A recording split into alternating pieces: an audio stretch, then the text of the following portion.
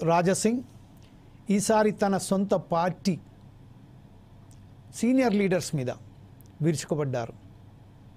నిన్న జరిగిన శ్రీరామ్ నవమి సందర్భంగా శోభాయాత్రను ఉద్దేశించి మాట్లాడుతూ హైదరాబాద్ సందర్భించింది. నిన్న శోభాయాత్ర హైదరాబాద్ నగరంలోనే ప్రతి చోట చాలా బ్రహ్మాండంగా జరిగింది. అందులో ఈటెల రాజేందర్, కిషన్ రెడ్డి తదితరులు ఇల్లు కవిత, కల్వకుంట్ల కవిత కూడా పాల్గొన్నారు. కానీ మంగళహాట్ ప్రాంతం నుండి ఎవరైతే రాజాసింగ్ గోషామల్ కాన్స్టిట్యున్సీ నియోజకవర్గం నుండి బీజేపీని ఎవరైతే అక్కడి నుంచి వెళ్ళి లీడ్ చేస్తారో రాజాసింగ్ అతను ఎప్పుడైతే తన అభిమానులతో, కార్యకర్తలతో, బీజేపీ కార్యకర్తలతో, అలాగే బీజేవైఎం కార్యకర్తలతో ఎప్పుడైతే ఈ శ్రీరామనవమి శోభయాత్రలో పాల్గొనేందుకు బయలుదేరారో అప్పటి నుంచి వెళ్ళి కంటిన్యూస్గా బీజేపీకి సంబంధించిన ఎవరైతే సీనియర్ మోస్ట్ లీడర్స్ ఉన్నారో, సీనియర్ మోస్ట్ లీడర్స్ కాక మంత్రులు ఉన్నారో వారిపై కూడా వివాదాస్పద వ్యాఖ్యలు చేసుకుంటూ వచ్చారు.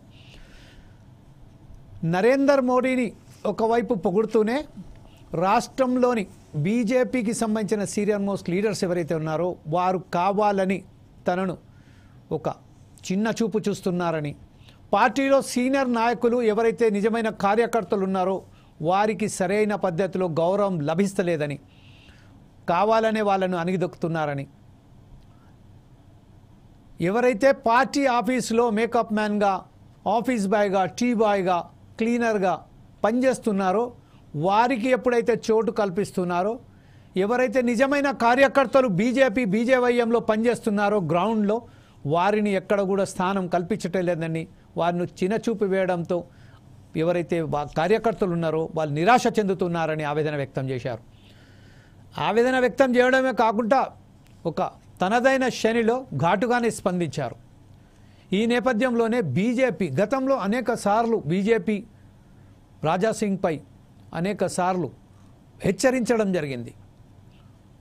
అనేక పోలీస్ స్టేషన్లలో బీజేపీకి సంబంధించిన రాజాసింగ్ ఎమ్మెల్యే ఎవరైతే గోషాపూర్ నుంచి వెళ్ళి నియోజకవర్గాన్ని ఎవరైతే లీడ్ చేస్తారో, ఎవరైతే అక్కడి నుంచి రిప్రజెంట్ చేస్తారో అతనికి సంబంధించిన అనేక పోలీస్ స్టేషన్లో హైదరాబాద్, సికింద్రాబాద్ సంబంధించిన అనేక పోలీస్ స్టేషన్లలో అనేక కేసులు అతని మీద ఉన్నారు.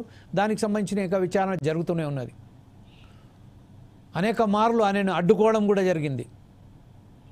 కానీ ఎప్పుడు కూడా తగ్గకుండా తనదైన స్టైల్లో ఎప్పుడైతే ఒక వర్గానికి సంబంధించిన, ఒక సమాజానికి సంబంధించిన ఎప్పుడైతే వ్యతిరేకంగా మాట్లాడుతుంటూ వస్తూ ఉంటారో, వివాదాస్పదంగా ఎప్పుడు చర్చల్లో ఉంటారో, కానీ నిన్న ఏదైతే శోభాయాత్రలో మాట్లాడారో ఆ శోభాయాత్రలో మాట్లాడిన సంబంధించింది అధిష్టానం, బీజేపీ అధిష్టానం చాలా సీరియస్గానే దీన్ని పరిగణలోకి తీసుకున్నట్టుగా తెలిసింది.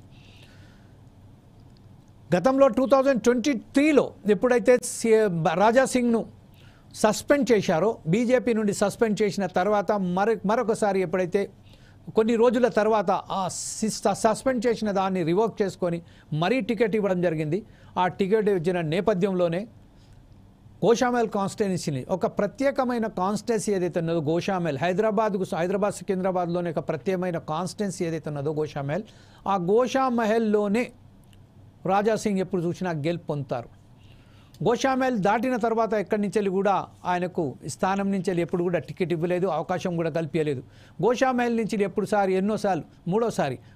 మూడోసారి ఎన్నుకోబడ్డ రాజాసింగ్ ప్రస్తుతం ఏదైతే వివాదాస్పదాలు చేయనా దాన్ని సీరియస్గానే బీజేపీ సీనియర్ వర్గాలు, అధిష్టానం చాలా సీరియస్గా పరిగణిస్తున్నట్టు తెలుస్తుంది. ఈ నేపథ్యంలోనే మనతోని మాట్లాడడానికి బీజేపీ సీనియర్ నాయకుడు అయినటువంటి ఫణేంద్ర లైన్లో ఉన్నారు. Welcome to the Foursides TV ఫణేంద్రజీ. Namaste, Jalilji. Namaste. Very good afternoon, sir. At the same time, we are welcoming Mr. Mastan Rao, a senior most analyst. Mastan Rao garu, ఫోర్సైజ్ టీవీని వచ్చి మనతో మాట్లాడినందుకు అంగీకరించినందుకు చాలా చాలా ధన్యవాదాలండి. ఒకసారి మనం చూసినట్టయితే మస్తాన్ రావు గారి దగ్గరికి వెళ్దాం. మస్తాన్ రావు గారు ప్రస్తుతం ఏదైతే ఉన్నదో సీనియర్ మోస్ట్ అయిన అనలిస్ట్ అయినటువంటి మీరు ఒకసారి ఈ విషయంపై విశ్లేషించండి. వాస్తవానికి రాజాసింగ్ ఎన్ని వివాదాస్పద వ్యాఖ్యలు చేసినప్పటికీ అతని మీద ఇప్పటి వరకు ఎప్పుడు కూడా బీజేపీ సీరియస్గా తీసుకోలేదు. కానీ ఈసారి ఏదైతే ఉన్నదో, అంటే ఇప్పుడు ఎవరైతే మంత్రులుగా యూనియన్ మంత్రులుగా కొనసాగిస్తున్నారో, అలాగే రాష్ట్రంలో కూడా ఒక చాలా పెద్ద పట్టు ఉన్న ఒక లీడర్పై అతను ఏదైతే వివాదాస్పద వ్యాఖ్యలు చేశారో దీనిపై ఇప్పుడు బీజేపీ ఎలాంటి చర్యలు తీసుకోబోతున్నది, అతనిపై ఎలా యాక్షన్స్ తీసుకోబోతున్నాయండి మీ దగ్గర? ఓకే, అదే సమయంలో ఒకసారి చెప్పండి సార్ ప్లీజ్. ఓకే. ఇప్పుడు సార్ వినపడుతుందా? Yes sir, I'm getting you, we're getting you, not I'm only. Raja Singh గారి వైఖరి ఎలా ఉందంటే, ఎప్పుడైనా రాజకీయ పార్టీల తరపున వ్యక్తులు ఉంటేనే వాళ్ళు రాణిస్తారు. వ్యక్తులు రాజకీయ పార్టీల కంటే వ్యక్తులుగా తామే అతిథులు అని భావిస్తారో అప్పుడు వాళ్ళ పతనం ప్రారంభమవుతుంది. ఇప్పుడు రాజా సింగ్ గారి పరిస్థితి, ఆయన ఏమనుకున్నా అంటే నేనే పార్టీకి అసెట్ అనుకుంటాడు. పార్టీకి అసెట్ గా భావిస్తే పర్లేదు, పార్టీ కంటే తాను అధికులని భావిస్తేనే ప్రాబ్లమ్స్. ఆల్రెడీ రాజా సింగ్ గారి విషయంలో పార్టీకి బలం అని కొంతకాలం అనుకున్నప్పటికీ కూడా ఆయన వైఖరి గత కొన్ని సంవత్సరాలుగా చూస్తా ఉంటే అది ఓవైసీ గారి మీద, లేకపోతే ముస్లింస్ కి సంబంధించిన కామెంట్స్, లేకపోతే హిందుత్వానికి సంబంధించిన అతివాదిగా ఆయన మాట్లాడటము పార్టీ కొన్ని సందర్భాల్లో మేలు చేసి ఉండొచ్చు. కానీ అది ఇప్పుడేదో ఆ బాణాలని ఆయనకి ఏదైతే ఉన్నత స్థానం కల్పించిందో, 3 సార్లు ఎమ్మెల్యేగా అవడానికి అవకాశం కల్పించిందో, ఆ పార్టీ మీదే ఆయన బాణాలు పెట్టడం అనేది ఇప్పుడున్న పరిస్థితికి అడ్డం పడుతుంది. నిజానికి ఆయన ఇప్పుడే కాదు, గత 2-3 నెలల క్రితం కూడా ఒకసారి ఇట్లానే కామెంట్ చేసిన పరిస్థితి కూడా ఉంది. ఏంటంటే చాలా మంది ఆయన తీవ్రమైన ఆరోపణలు చేస్తా ఉన్నారు. ఆయన భారతీయ జనతా పార్టీకి సంబంధించిన నాయకుల మీద తీవ్రమైన ఆరోపణలు చేస్తా ఉన్నారు. ఏంటంటే కొంతమంది ముఖ్యమంత్రి గారితో కలిసి కొల్యూడ్ అవుతున్నారు, ముఖ్యమంత్రితో కొల్యూడ్ అవుతూ వాళ్ళ పనులు వాళ్ళు పాపం గడుపుతున్నారు అని ఒకవైపు. రెండోది ఏంటంటే ఇప్పుడు కిషన్ రెడ్డి గారు ఒక రకంగా ఇప్పుడైతే కిషన్ రెడ్డి గారి మీద చేసినట్టే గౌతమ్ రావు గారిని స్థానిక సంస్థలకి ఎంపిక చేయడం మీద ఆయన ఇప్పుడు బాణాలను ఎక్కిపెట్టిన పరిస్థితి మనం ఓపెన్ గా చెప్పుకోవచ్చు. ఇప్పుడు అధినాయకత్వం, రాష్ట్ర నాయకత్వం అనేది అధినాయకత్వం అధీనంలో పనిచేస్తూ ఉంటుంది.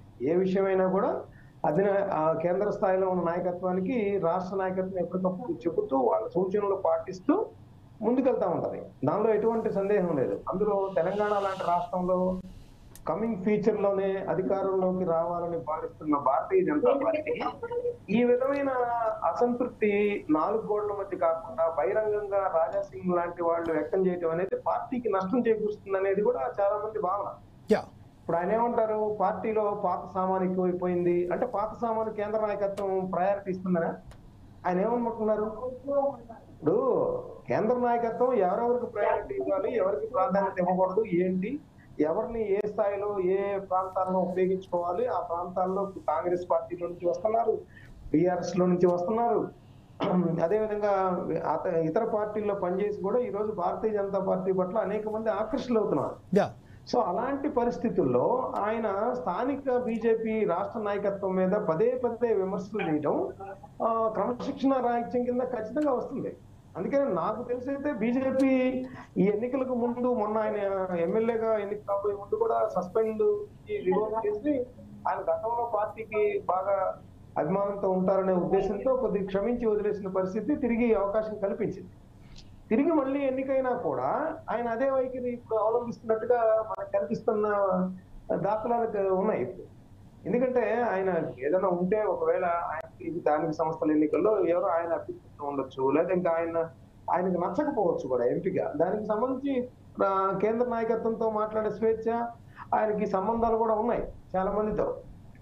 ఇలాంటి అంటే బీజేపీ ఒక పక్కన 8 ఎంపీ స్థానాలు, 8 ఎమ్మెల్యే స్థానాలు, ఒక పక్కన 2 ఎమ్మెల్సీ స్థానాలు గెలుపు బాటలో దూసుకు వెళ్తూ రేపొద్దున అధికారం రావడంలో కూడా ఎదురు చూస్తున్న పరిస్థితుల్లో ఈ విధమైన వ్యాఖ్యలు పార్టీని బలహీనపరుస్తాయి, పార్టీలో క్రమశిక్షణ లేదనేందుకు నిరసనగా ఉంటాయని ఎక్కువ మంది భావిస్తా ఉన్నారు. నాకు తెలిసైతే ఈ 2-3 రోజుల్లోనే ఆయనకి సంబంధించి ఆల్రెడీ నివేదిక పంపించారు. ఆయన కామెంట్ చేయటం మీద కేంద్ర నాయకత్వం ఒక కఠిన వైఖరి అవలంబించేలాగా యాక్షన్ కూడా రాబోతుందని నాకు సమాచారం సార్.